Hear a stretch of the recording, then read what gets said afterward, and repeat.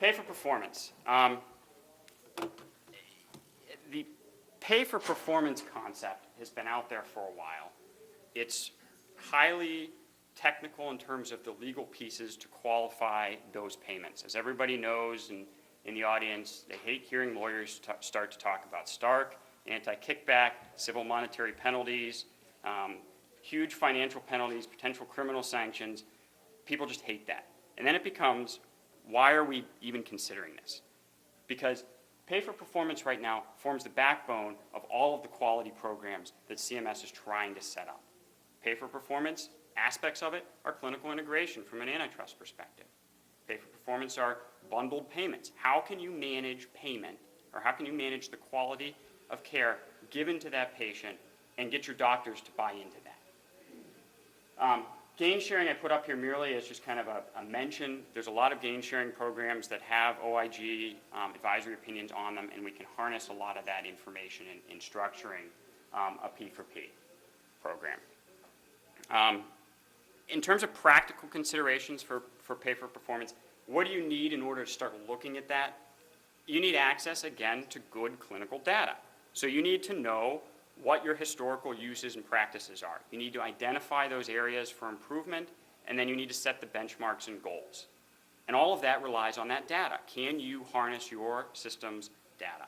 You then need to identify the nationally recognized standards and or quality benchmarks.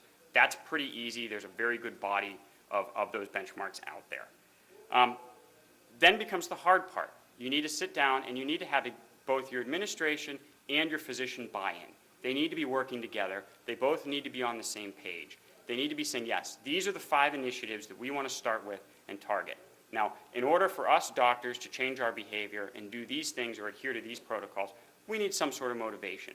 Health system, you, and this is the basis of pay for performance, you are hopefully going to either provide us with money or find an additional funding source where we both can partake in the improved quality, which will then hopefully go to reduced costs and the bonus payment from a third-party funding source. The successful P4P programs at this point have found funding sources in your payers. There's one advisory opinion out there that I'll touch in a little bit.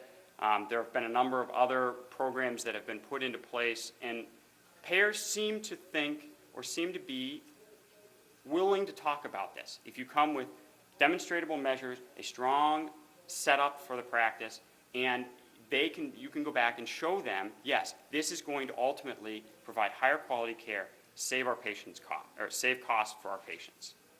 How do you do that? Obviously, numbers at that point become very important.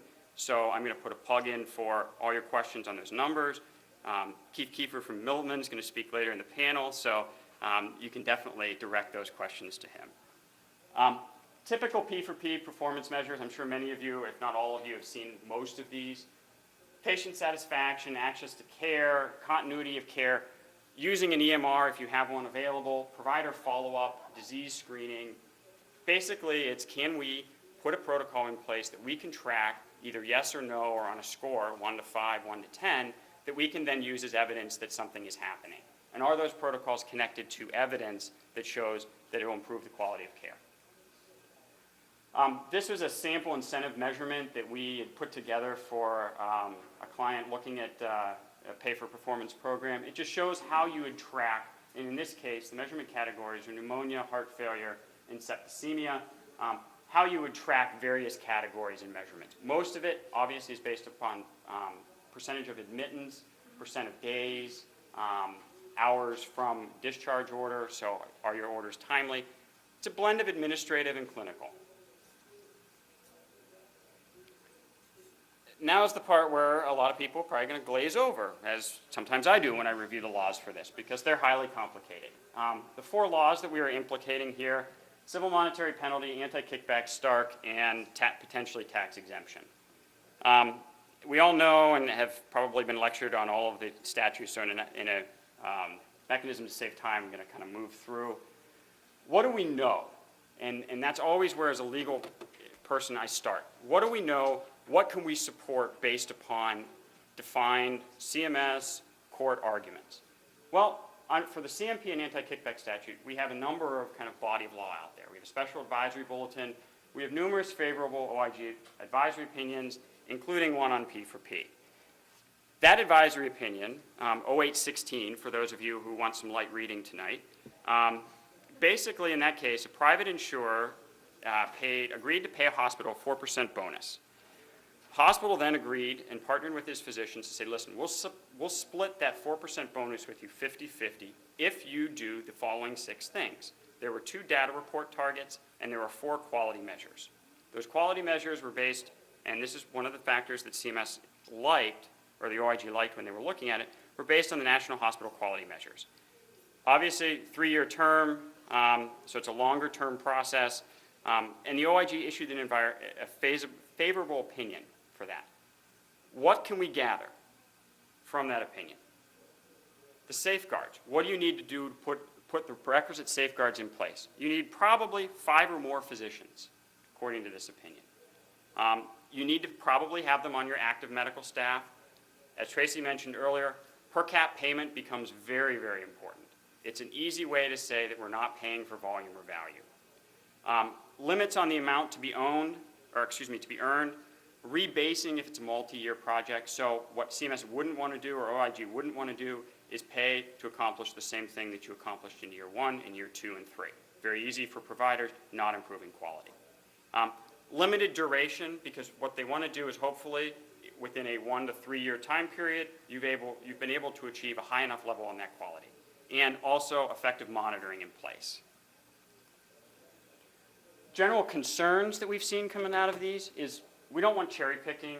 We don't want this to be used as a mechanism to gather referrals to come back to the hospital.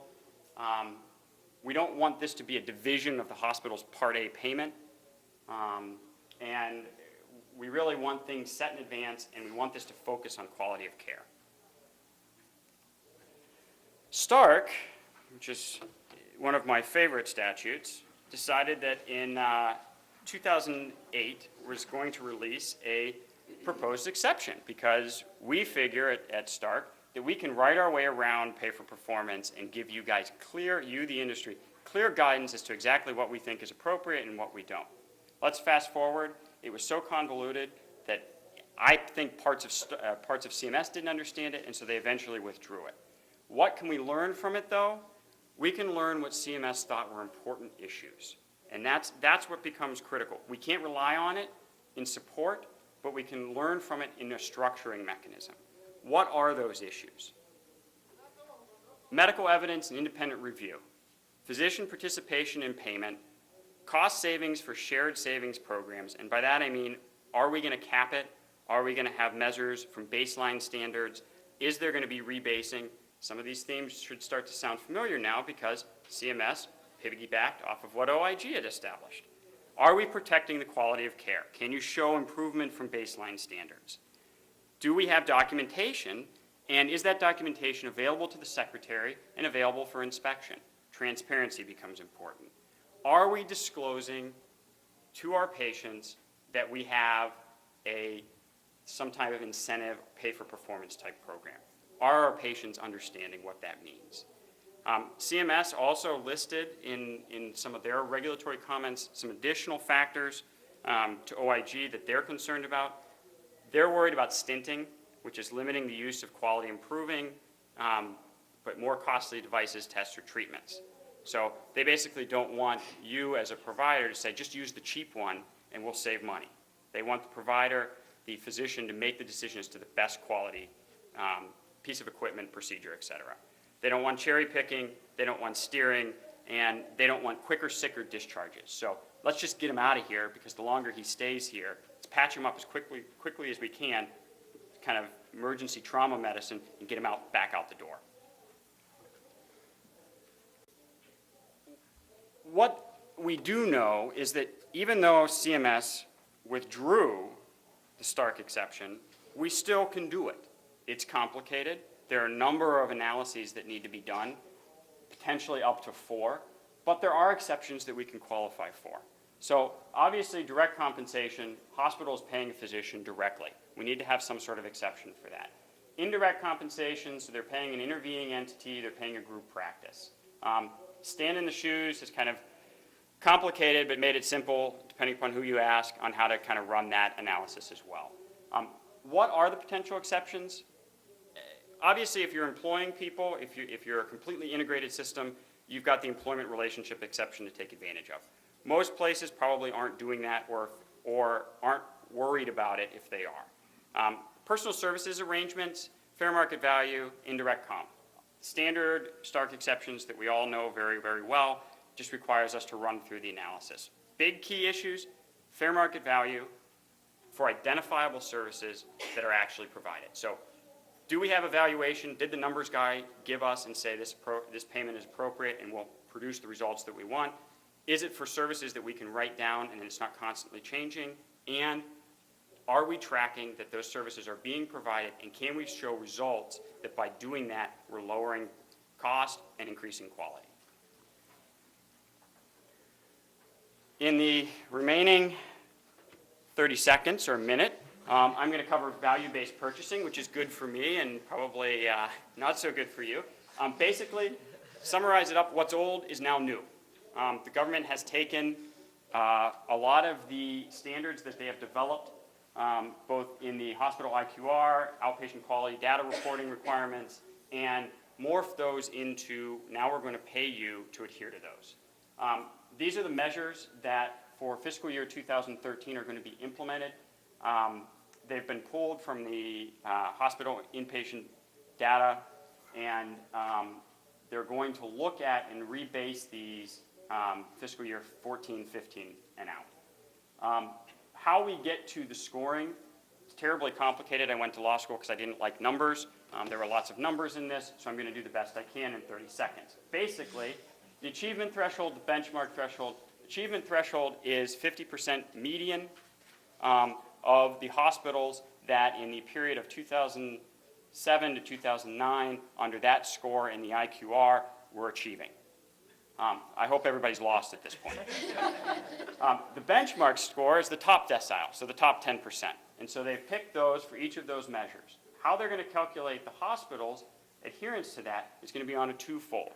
You're going to get points, 10 points if you achieve the benchmark, on a scale of 1 to 9 if you are above the achievement threshold, and then they added in another thing for hospitals who hadn't yet reached the achievement threshold, the improvement points.